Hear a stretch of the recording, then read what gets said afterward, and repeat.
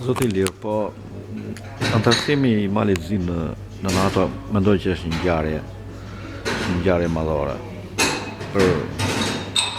për qytetarët malazez, shqiptarët. Me sa kam dëgjuar, kontributi shqiptarëve edhe dashamirësia për këtë veprim ka qenë e mirë.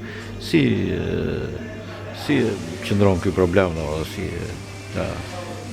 Kur malazezët shkonin dhe sulmonin Dubrovnikun në 90-tat, Partia shqiptare, partia në atë kohë vetëm shqiptare, por edhe gjithë shqiptarët kanë qenë për NATO. Kur malazezët shkonin për të luftuar në Bosnjë, edhe për të sulmuar bosnjakët, sidomos në rajon për të bërë safari në Hercegovinë, shqiptarët në Malzi kanë qenë për NATO-n. Kur filloi lufta në Kosovë, shqiptarët kanë qenë për NATO-n. Edhe në programin të cilës parti politike shqiptare në Malzi është orientimi i pa kushtëzuar pro-atlantik, euro-atlantik. Këto integrime janë domosdoshmëri edhe të nuk ka. Edhe neve jemi një farforme, kemi ca merita që është bërë, që Malizi është futur në NATO, edhe mirë po një pjesë e Malizi nuk mendon kështu, fatkeqësisht, ka dhe një pjesë tjetër, ortodokse malazeze që mendon që nuk është dashur, edhe që edhe na fut dhe neve një çik si fajtor që neve kemi ndikuar që Malizi të futet në NATO. Benefitat që Malizi është në NATO ende nuk shifen qartazi, sepse ka mundësi që i duket njerëzve interesante që neve tani po e shkatrojmë flotën detare, nuk kemi flotë, nuk kemi këtë, nuk kemi atë. Mirë po normalisht që doktrina ushtarake ka ndryshuar, doktrina e mbrojtjes është fare tjetër, edhe do të thotë mbrojtja, do të thotë të veçantë vetëm unë nuk kam, nuk e njeh as. Jenë në umbrellën atyre, se ato janë argjime. Argjime edhe ne kota. Penzimet e kota. Argjojnë në një vend tjetër. Ato bëj një blinja tjetër ende.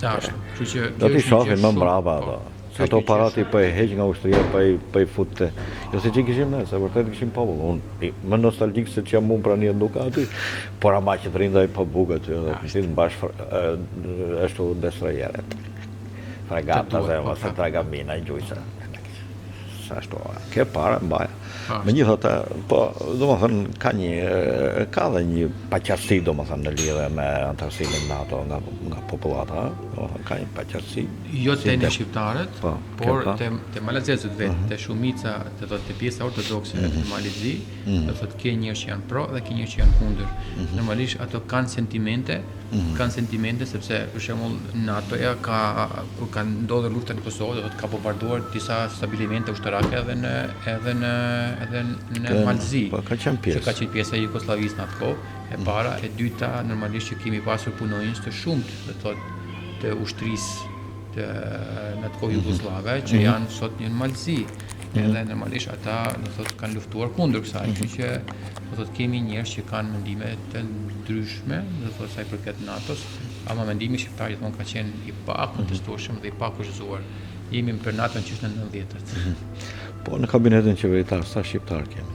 Kemi një ministër shqiptar, ministri i Pakicave, mbulon dikasterin e Pakicave, është pjesë e koalicionit shqiptar të vendosur, edhe kemi nënkërtarin e parlamentit të Malit Zi, nënkërtarin e kuvendit, Kensin Imanbegun, i cili gjithashtu është nga po njëjti blok politik. Po kështu, sa arrin popullsia e Shqipërisë këtu? Sa shqiptar kemi në Malzi, me regjistër me... 4% të popullsisë, 4,7%, do thotë me gjithë pjesë të diasporës, që nga censusi i fundit. Do thotë, neve, siç e thashëm në fillim, jemi në rënje, nuk është që ne po rritemi. As si qytet, as si komunitet, do thotë, neve jemi aty, por me sa shohun, do thotë, jemi njerëzit po na ikin.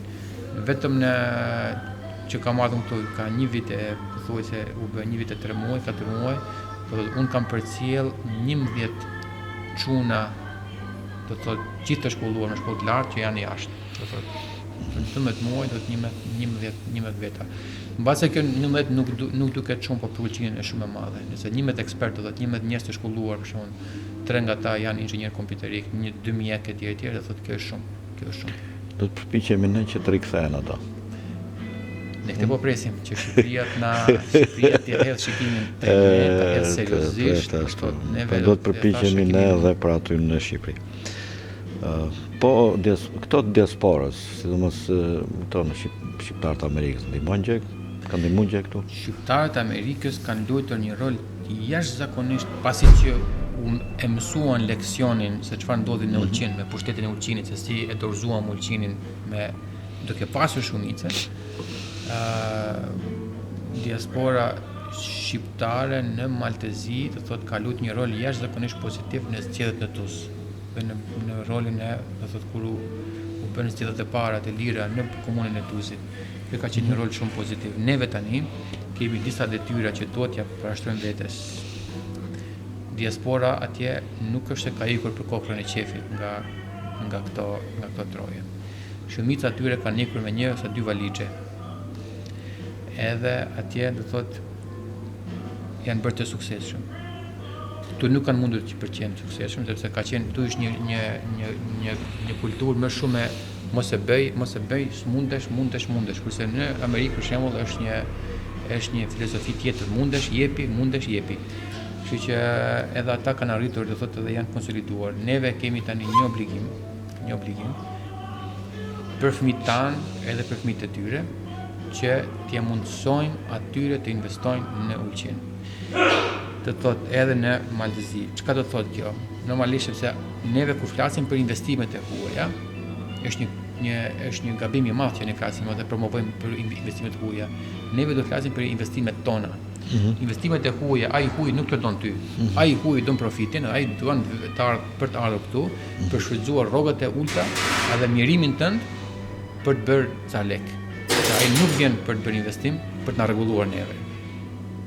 Kurse ky në diaspora vjen me plot mall, me plot dëshirë për të bërë diçka të mirë edhe për veten edhe për komunitetin. Nuk është i huaj ai. Ai mbase me letra është i huaj, por nuk është i huaj sa i përket Ulqinit, sa i përket neve.